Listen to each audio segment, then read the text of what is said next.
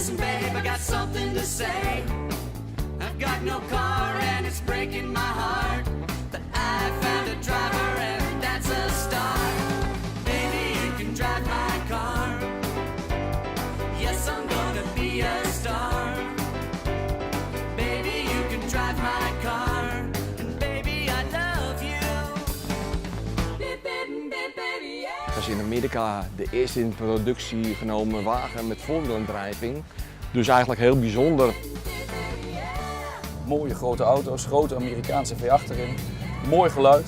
Maar ja, dan ga je er uiteindelijk zelf in rijden en dan is het toch eigenlijk wel een hele openbaring. Klein, compact, echt iets waar elke tiener gewoon verliefd op wordt. Dus ik had echt zoiets, als ik ooit mijn rijbewijs ga halen, dan win ik een Fiatje 500.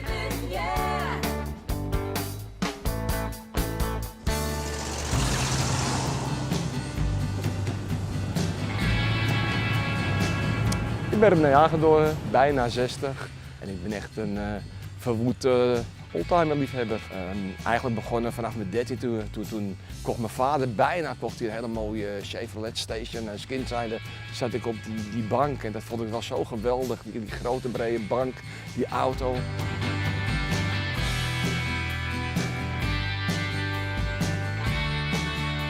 Deze automobiel is op mijn pad gekomen eigenlijk door een vriend van mijn schoonzus.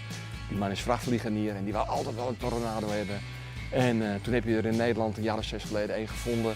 En nou, toen kwam hij al voor de deur, toen vond ik het natuurlijk prachtig, want het is een bijzondere auto die je bijna nooit ziet. Hij had toen de hele binnenkant laten restaureren, ziet er allemaal perfect uit. Toen ging voor hem heel jammer de relatie met mijn schoonzus over. De auto bleef in Nederland achter en toen kreeg ik het verzoek of ik deze zou willen verkopen voor hem. Nou, dat wou ik natuurlijk niet, want ja, die wou ik zelf wel hebben. Dus hij is verkocht, maar dus wel aan mij nu.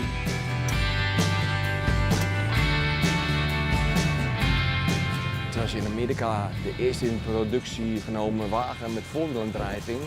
Dus eigenlijk heel bijzonder, want de Amerikanen vonden dat eerst maar niks. Dachten ze, zo'n muscle power car met voorwielaandrijving. Maar de resultaten waren toch verbluffend goed. En momenteel is het een zeer gewilde wagen.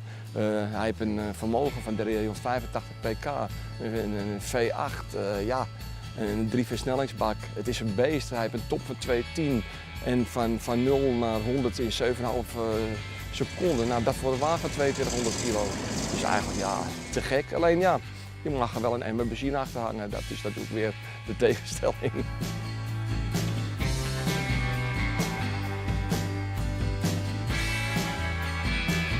Het model van deze Tornado is natuurlijk heel apart. Hij is in de jaren 60 door David North ontworpen.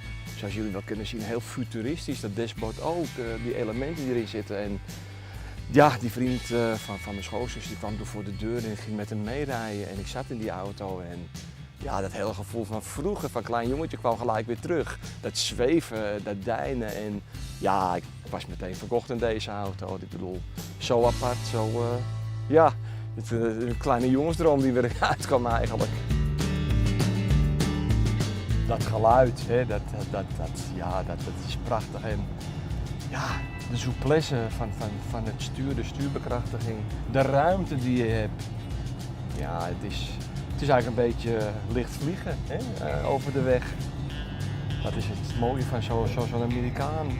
En als je dan dat gas heeft en de kracht die erin zit. Ja, voor mij is dit eigenlijk wel een beetje de ultieme kick natuurlijk. Hè. Dit maakt het allemaal wel weer heel spannend. Wat ik zelf eigenlijk wel heel fijn vind is dat deze wagen nog helemaal ongerestaureerd is. Zo ook het motorblok, het is allemaal nog puur natuur. Er is nooit LPG ingebouwd of niks. Ja, 385 pk, V8, voorwielen aangedreven. Het is een en al power is het. En ja, te gek gewoon. De meeste Amerikanen hebben allemaal zo'n brede tunnelbak en dit is natuurlijk, het ene loopt helemaal door, je hebt zoveel ruimte, je kan zelfs hier op de grond gaan leggen als je wil. En er zijn leuke details, achterraampje, je hebt geen middenstijl, je kunt het raampje kan je zo open draaien. En dan krijg je dus over de hele lengte krijg je een mooie open ruimte. Allemaal van die kleine dingen, maar heel goed doordacht. Ik vind dat schitterend gewoon. De American Dream Lifestyle. Ik zou het prachtig vinden om eigenlijk in dat land te wonen. En ik ben internationaal vrachtwagenchauffeur geweest. Dus ja, de Peterbilts die je daar hebt, ik zou het fantastisch vinden om op dat soort dingen te rijden. Ik ben er nou te oud voor om te emigreren, ik had dat veel eerder moeten doen misschien. Maar ik vind het een prachtig land en natuurlijk de voertuigen en de oldtimers. En ik ben ook iemand die van vrijheid houdt. En ja, dat stukje vrijheid, dat vind je ook weer terug in die Oldsmobile, het lekkere cruisen ermee. Heel lang, lekker langs een boulevard naar evenementen. Dat geeft een stukje vrijheid.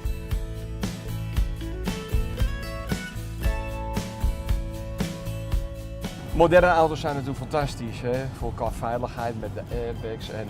Maar de uitstraling van een auto uit de jaren 50, 60, 70 jaar, dat heeft toch veel meer.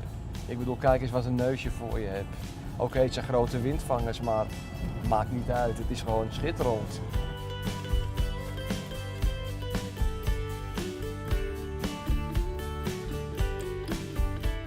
Dat gevoel, dat moet je ervaren, dan weet je wat het is.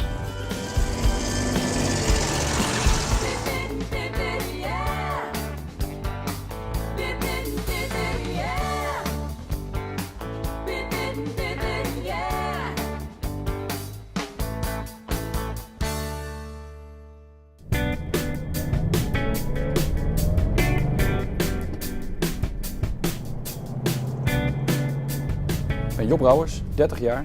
Eigenlijk van jongs af aan altijd bezig met oude en klassieke auto's. Vroeg begonnen met brommetjes, sleutelen, oude zundapjes, kruidletjes, opvoeren. Ook heel snel begonnen met auto's. HTS autotechniek gedaan. Daarna eigenlijk altijd met oude auto's gewerkt.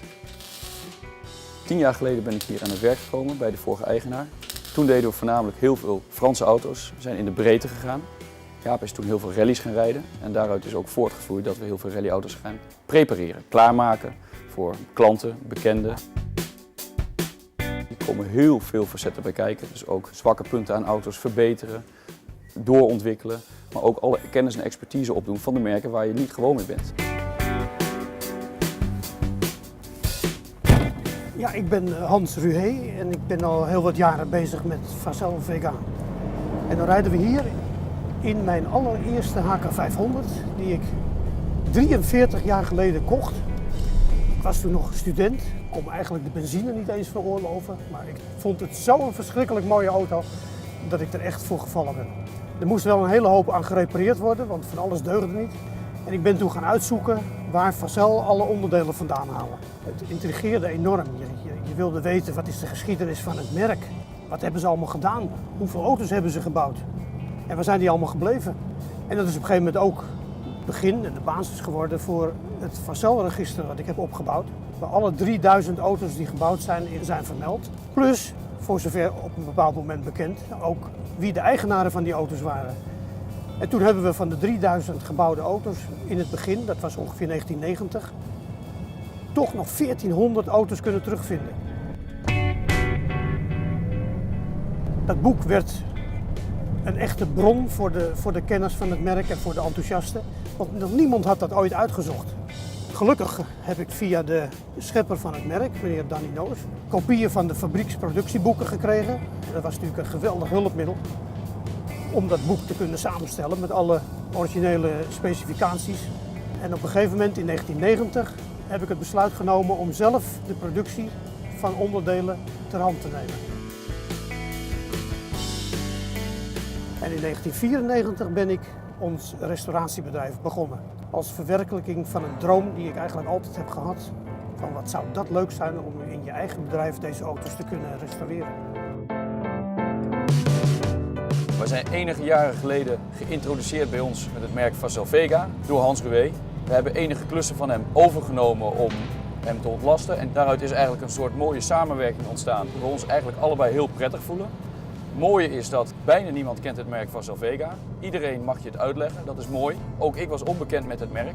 En het is ook erg leuk om te zien dat die Facels naar je gaan staan. Mooie grote auto's, grote Amerikaanse V8 erin, mooi geluid. Maar ja, dan ga je er uiteindelijk zelf in rijden en dan is het toch eigenlijk wel een hele openbaring. Hoe goed als zo'n auto eigenlijk kan rijden, als die helemaal gedaan en klaar is.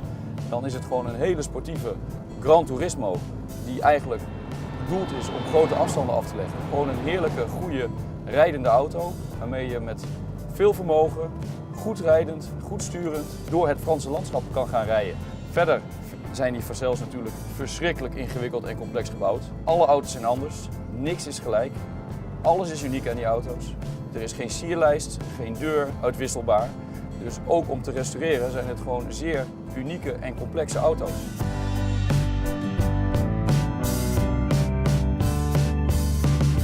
Voor veel mensen is het verhaal van Facel, zelfs het bestaan van het merk, iets volslagen onbekends. Danino, de schepper van het merk, begon als jong ingenieur bij Citroën in Frankrijk. En daar heeft hij het dieptrekken van staal, waarvan Citroën een licentie had gekocht, om dat voor Citroën in de praktijk te brengen. Met dat principe was het mogelijk om op grote schaal auto's te kunnen bouwen. Doordat al die onderdelen aan elkaar gelast konden worden, kon Citroën de traction avant gaan bouwen. En in ongeveer 1952, 1953 kreeg Danino het idee van: ik wil mijn eigen idee voor een snelle Gran Turismo auto gaan verwezenlijken. We gaan zelf een auto bouwen.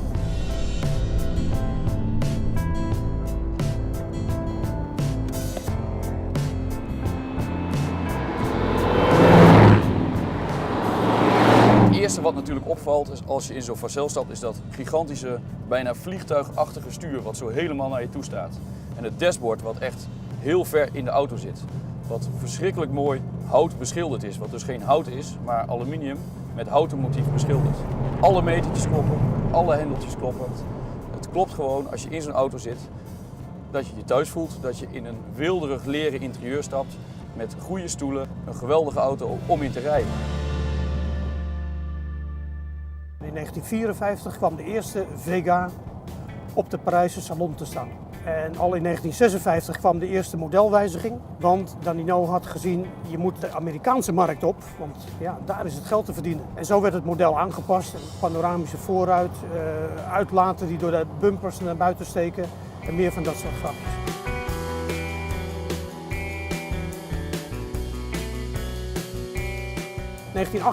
...1958 en toen kwam de HK500. Daar werden er 490 van gebouwd. En is eigenlijk de meest succesvolle auto van Facel geweest. Danino zei altijd, dit is onze beste auto geweest. Afgelopen 10 jaar heb ik de markt wel heel erg zien veranderen. Auto's zijn veranderd van hobbyprojecten naar investeringsprojecten. Mensen willen genieten van hun hobby, maar ze willen toch het geïnvesteerde geld niet kwijtraken. Daar proberen wij ons beste te doen, dat mensen begeleid kunnen worden tot de aanschaf van een mooie klassieker die een substantiële waarde houdt, maar waar ze ook van kunnen genieten. Hobbymatig, maar ook eventueel als investering. Elke nieuwe auto die hier binnenkomt, die is uniek. Auto's die wij niet kennen, daar moeten we in investeren. In tijd, in kennis. Die moeten we vergaren. Je kunt niet alles weten. Je moet ook niet denken dat je alles weet van een auto. Je moet proberen om zoveel mogelijk informatie en kennis te verzamelen voordat je aan een groot project begint. Het is belangrijk ook dat je weet waar je het over hebt. Dus dat je details kloppen. Dat een restauratie die uiteindelijk een mooi product moet opleveren, ook klopt met de feitelijke en de historische aspecten van zo'n auto. Facel Vega is een typisch voorbeeld daarvan. Daar hebben we echt veel tijd en energie in moeten steken en kennis moeten vergaren om een goed product te kunnen leveren in een restauratie. Mijn ideaal is een bedrijf wat op klassieke gebied op alle vlakken een oplossing weet te vinden voor problemen. Al dan niet gebruik maken van moderne technieken, 3D-printen, scannen, zodat restauraties, ook voor merken die nu nog niet rendabel zijn om te restaureren, om ook die markt aan te breken voor mensen die daar een hobby van willen en kunnen maken. Het is natuurlijk uniek om nu in auto's te rijden waar vroeger eigenlijk alleen hele bijzondere, rijke en excentrieke mensen in reden. Want het was natuurlijk niet zomaar een auto wat je kocht. Het was een Facel Vega, een soort supercar van die tijd. En dan ook nog zodanig uniek dat de geproduceerde aantallen en dus ook verkochte aantallen vrij laag zijn. Dus een Facel zien rijden was ook in Frankrijk in die tijd, of in Amerika, waar toch 70% van de productie naartoe is gegaan, uniek. Het is lastig om diverse facetten van al die Facels, al die types, om die te ondervangen en dat op de juiste manier te restaureren. Zodat het hele plaatje, het hele verhaal, dat het klopt aan zo'n auto. Dat is iets wat we veel van Hans moeten leren, kennis overnemen, om die grote projecten tot een mooi en een goed einde te brengen, om een perfect rijdende, sturende auto voor de klant af te leveren.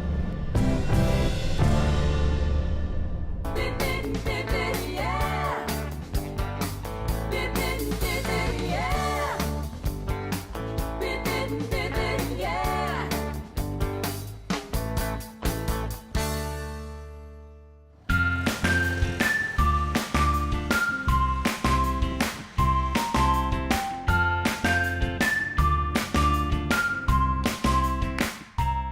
Ik ben Judith Tegelas, ik ben 39 jaar. Ik heb 3 dochters en ik ben getrouwd. En mijn allereerste grote liefde, die staat achter mij. En dat is eigenlijk begonnen toen ik op de middelbare school zat. Fiets ik elke dag naar school. En op een van die wegen waar ik langs kwam, stond een Fiatje 500 geparkeerd.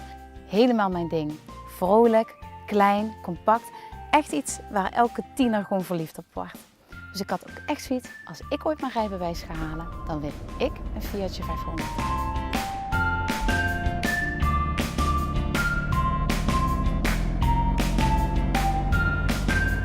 Ik zat heerlijk op mijn studentenkamer zat ik te studeren. En Ivo komt binnen en die zegt, Judith, je moet nu met me meekomen. Ik heb iets voor je, een verrassing. En wat zag ik daar staan? Een heel klein Fiatje 500. Helemaal precies wat ik leuk vind. En wat zegt Ivo daarna? Hij is voor jou. Nou, ik was helemaal versteld. Zo van, jeetje, voor mij? Waarom dat dan? Ach, zomaar. Hij zei, ga maar eens kijken of je hem leuk vindt. Nou, maak de deur open. Leuke rode bekleding. Dus ik had meteen zoiets, ja, dit is hem. Deze is voor mij. En als trotse eigenaresse reed ik daarna met mijn Fiatje 500 naar huis toe. Hartstikke leuk. En sindsdien staat hij nog steeds bij ons op de oprit. En hij gaat ook echt niet weg. Ik ben Ivo, de partner van Judith. Het leuke aan het verhaal is dat ik eigenlijk helemaal niets met klassieke auto's had. Gaandeweg, als je ziet door de jaren heen wat de Fiat 500 voor mij is gaan betekenen. Het werd een auto die ik gewoon ging vertroetelen. Ik onderhield hem, ik deed er alles aan om hem mooi te krijgen en nog mooier. En dan staat dat ontzettend leuke blauwe Fiatje op de oprit en mag je de eerste rit ermee gaan rijden.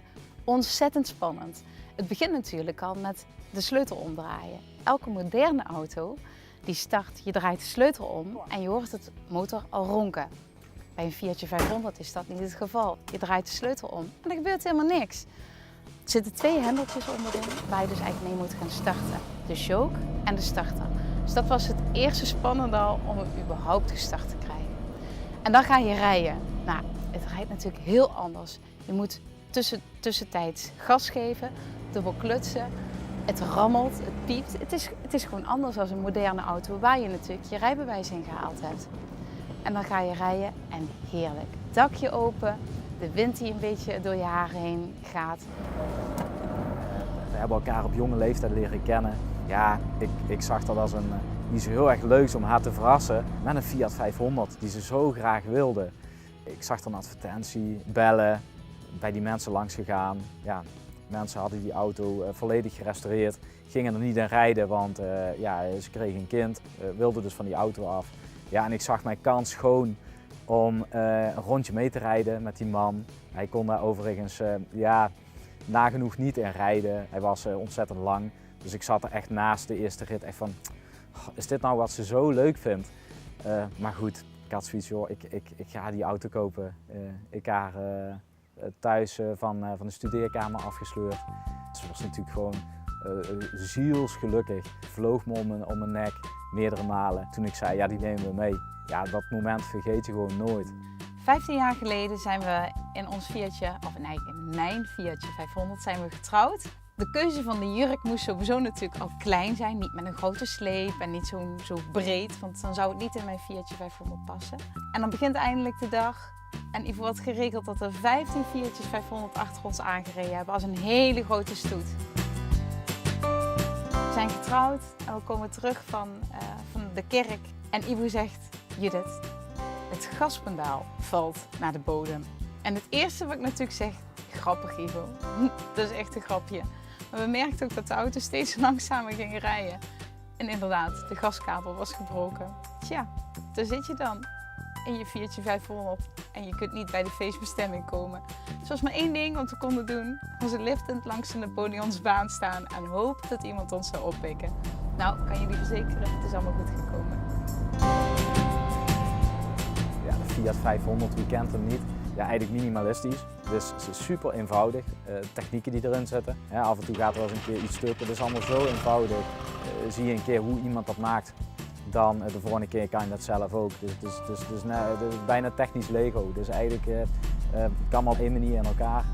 En je moet het goede onderdeeltje hebben. En dan werkt het vaak mee. Simpeler dan dit kan niet.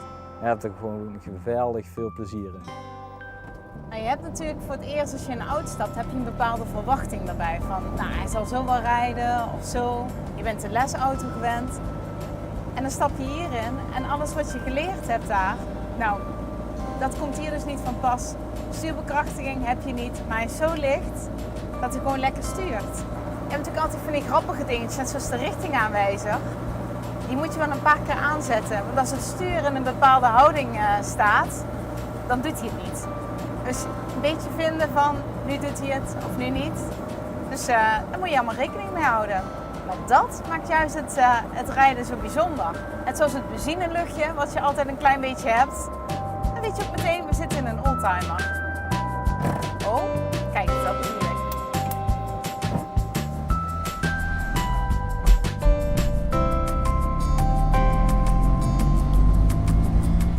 De laatste aankoop, de Healy, is ook een auto die al heel lang op mijn verlanglijstje stond. Omdat het gewoon vooral de eerste 6-cilinder, de 106, een hele mooie basisvorm heeft. Een hele mooie klassieke lijn. En deze auto heeft alles wat een klassieke sportieve auto moet hebben, vind ik. Een mooi geluid, hij heeft een mooie dikke motor en hij is open. Een klassieke auto die open is, biedt net nog weer een extra dimensie. Vooral ook omdat ik ze ook gebruik voor wat klassieke rallies. Ja, en dat is ontzettend mooi om dat met een auto te kunnen doen. In het mooiste land ter wereld, tussen de mooiste auto's.